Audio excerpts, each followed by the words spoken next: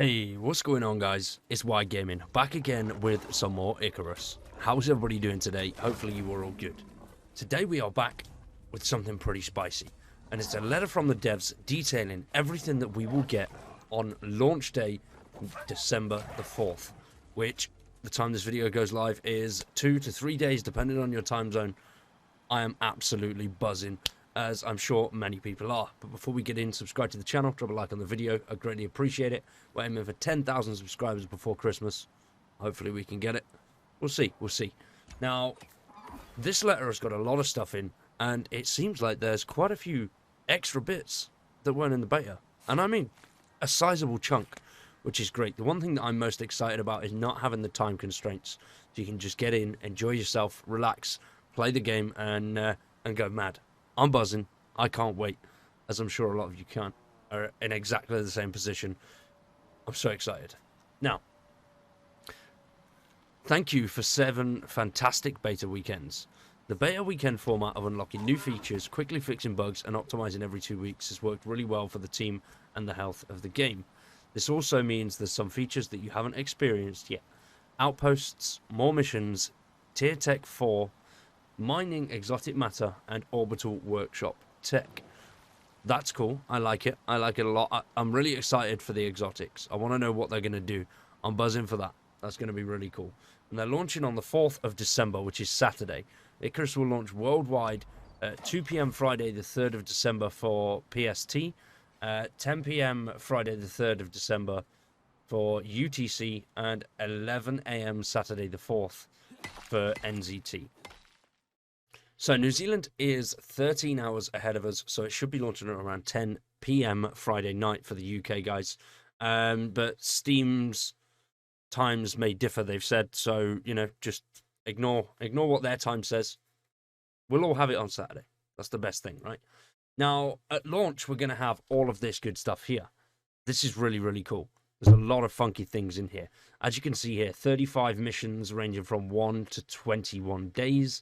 40 weapon and ammunition types, 95 building material placement variations, 64 square kilometers map, 140 craftable items, 240 talents, 35 armor set pieces, 15 crafting benches, and it's supported 9 languages. That's amazing.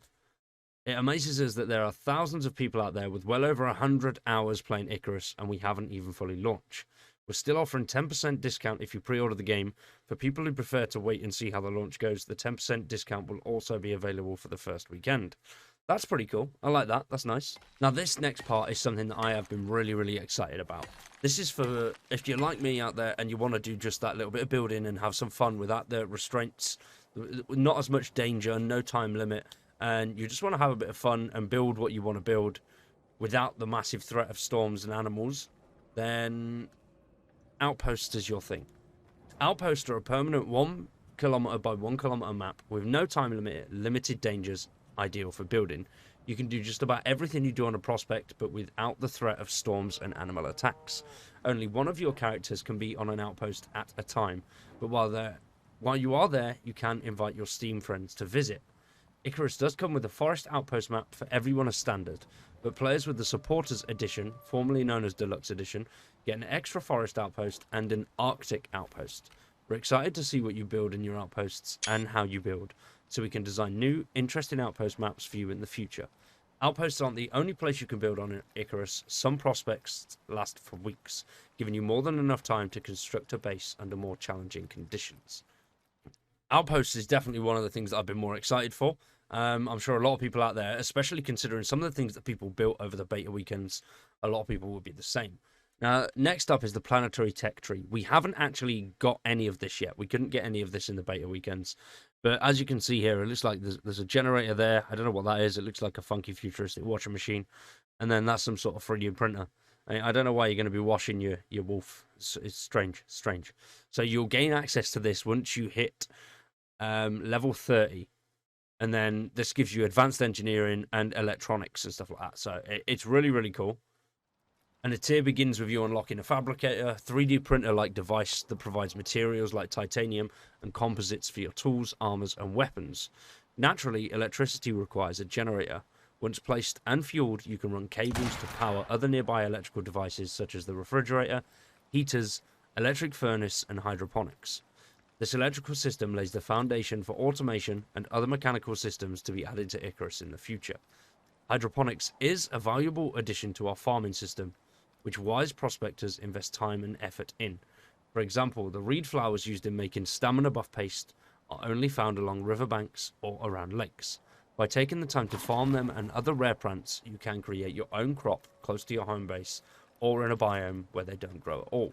Hydroponics is something that I'm excited for. I like the level of detail that went into the actual beta weekends and the amount of things that you could craft and build. I just think it was outstanding. So having free reign to everything like that and all these items is going to make it so much better. We're going to be able to do so much more. I am excited to see what the community comes up with in regards to building and systems to keep yourself alive, and not only just generally alive, but thriving. So you're self-sustained. You don't need to go out and hunt. Everything that you've got could be in your home base. You can live off what you've got. I think that would be a really cool sort of way to do it. Obviously, I think that would stand out a lot more in outposts, but it's still a cool aspect just on normal prospects. So next up, we've got prospects and missions. Prospectors on Icarus are granted prospects, an area of land with the right to explore and exploit it for a limited time by the UDA, United Development Agency. The erratic orbits of the orbital stations and of Icarus itself mean that prospects last for a varying but limited time.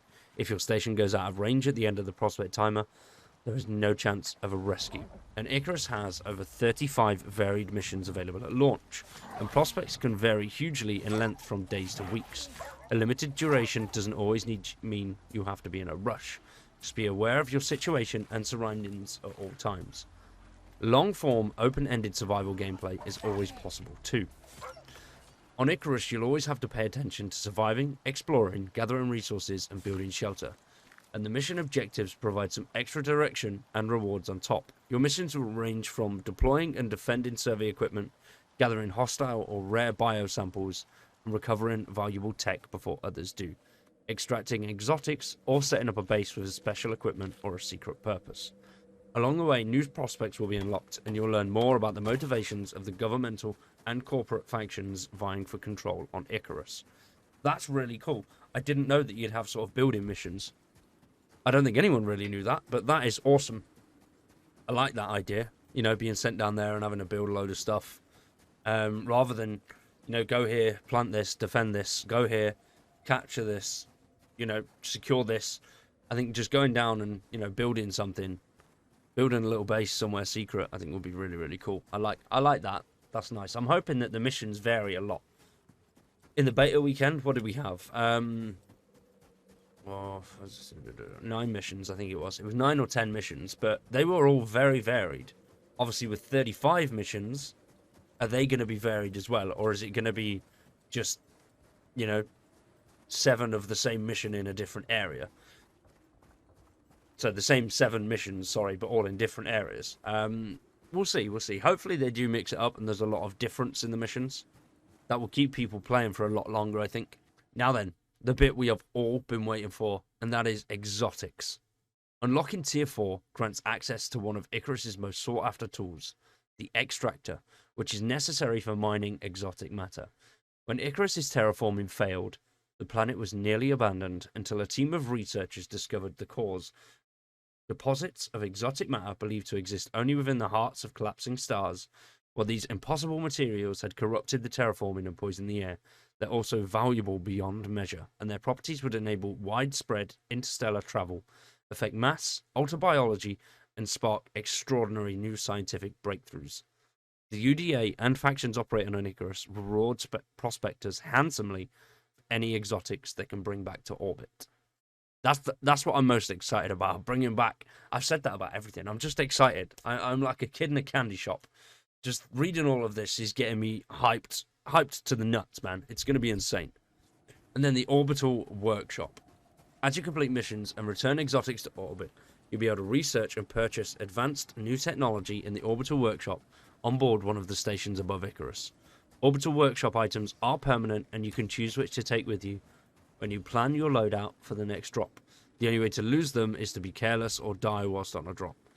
Orbital tech unlocks a variety of ways for you to choose how you want to play Icarus. Over time, you'll fill your inventory with orbital tech, and will have to strategize your approach with gear suitable for different challenges and missions.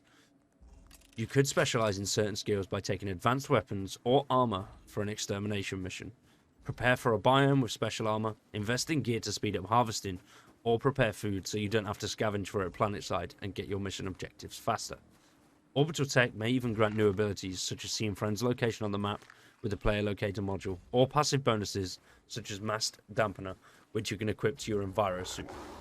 The mass dampener, by the way, is really, really cool. We've seen a little bit of the orbital workshop. I did do a video on it last weekend. I'll put that in the description below if you want to check that out. It's really, really cool. There's a lot of cool stuff that we'll be able to get on there, so I'm buzzing for that. But hopefully they've changed it, because in the beta you couldn't actually bring anything back. So if you dropped with, like, you took down the axes and all that kind of stuff, once you bought them, obviously if you die with them, then you lose them anyway, but you couldn't actually take them back up to the surface, to the orbital station.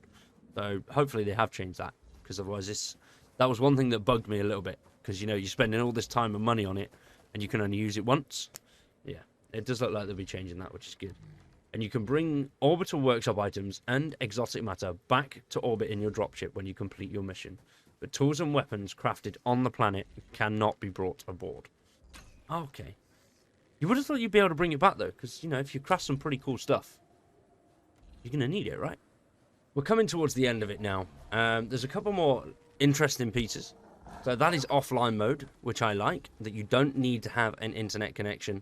Well, you don't always need an internet connection. Offline mode does store your prospect or outpost progress on your local hard drive, so you don't need an internet connection to play. Didn't know that. That's very cool. Obviously, you're going to need an internet connection if you want to play with friends. So, you know, bear that in mind. Common sense. Hopefully people do get that. I do get some very strange comments, though, about strange things. So, you know, you will need internet if you want to play with friends. Now, something that's very cool, which I didn't know, and I didn't think anyone knew that they'd be doing something like this. It wasn't mentioned in any of the actual pre-orders or anything like that. But anyone that has pre-ordered it, or you're a beta tester, you will get a 10% XP bonus. So if you've pre-ordered Icarus or participated in the beta weekends, your characters and progress will be wiped at launch. But don't worry, everyone who pre-ordered gains a special 10% bonus for the first 3 days. So you will progress faster the second time around. I like that a lot. That's good. Obviously, we've all progressed several times over the beta weekends. I think there was like 4 wipes, 3 or 4 wipes. But yeah, it's nice that they are giving that little bit of XP. It would be cool though to, I think, to have like for pre-orders, to have a patch or something that you could put on your Enviro suit that gives you like an extra bonus, or just something that says you've pre-ordered, or just something like that. Do you know what I mean? Then if you are playing with friends, they can see it as well. It doesn't even have to give you an XP bonus, just something that says, you know, pre-order or beta tester. I think that would be a cool little feature. Now, languages. Factions and company vying for power and riches on Icarus come from around the world, and so does our player community. At launch, Icarus will be available in English, German, French, Russian, Brazilian, Portuguese, Latin American, Spanish, traditional Chinese, simplified Chinese, and Japanese and Korean. We know there are fans keen to help translate Icarus to even more languages, which is something we may consider working with the community on in the future. That's good. That's very nice. And most importantly, a lot more is coming. While DLC chapters, New Frontiers and Dangerous Horizons are planned for next year, we will be making regular updates to the base game too for no extra cost. The session-based nature of Icarus means it is possible for us to add new mission types, for factions to sell new powerful and rule-changing items in the workshop, or the planet itself to evolve. We'll see you planetside, prospectors. Shamgod. That is awesome. So that is very cool. There's a lot of very interesting things in there, which I like. Hopefully everybody else likes it too. And I'm buzzing. We are going to have a tips and tricks video as well. I will release that on potentially Friday, just a little bit earlier. I don't know if streamers or anyone has got special access, but I've recorded it throughout the whole of the beta weekends. So the whole 7 beta weekends, what's that, 2 months nearly? I've been recording it and just going through little things. Just things that I think would help players that have come in that haven't either played the beta, or there's a few little tricks in there that people might not know. So, you know, hopefully it helps people out. I'll try and release that. I might do it tomorrow, and I might do it on Friday. I'm not 100% sure yet, but keep your eyes open for that one. But for now, ladies and gentlemen, that is it from me. We will see you on Saturday with some Icarus. I'm buzzing. I know everybody else is too. Thank you for watching today. I've been Wired, and you've been awesome. See you in the next one.